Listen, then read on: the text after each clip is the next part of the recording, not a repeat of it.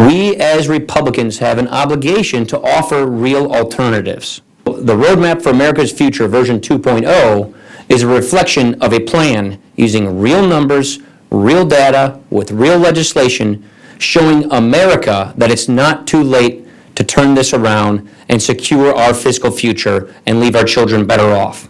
Now, this is not just a slimmer version of the Democratic agenda. And it's not just concepts and rhetoric. As I mentioned, it's real, actual legislation using the scoring, working with CBO to actually fix our fiscal problem, to do basically three things. Ensure the mission of health and retirement security, the mission of these entitlement programs. To lift the burden of debt that is mounting every day because of Washington's reckless spending. And third, to promote jobs and competitiveness in this 21st century global economy. Thank you, Paul. I describe it this way. There's only two ways to skin this cat.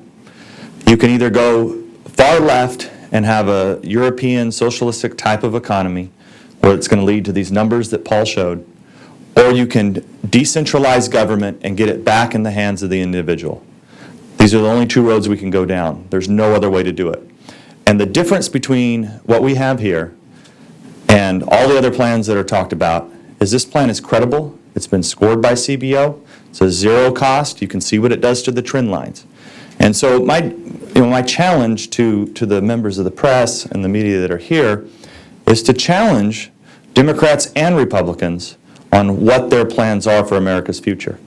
Because if we don't change, if we continue down the path that we're headed, we cannot possibly pay the debt that we are incurring on a day-to-day basis. Just a half hour ago, Paul and I were together having lunch, and he was analyzing the Democrats' current budget.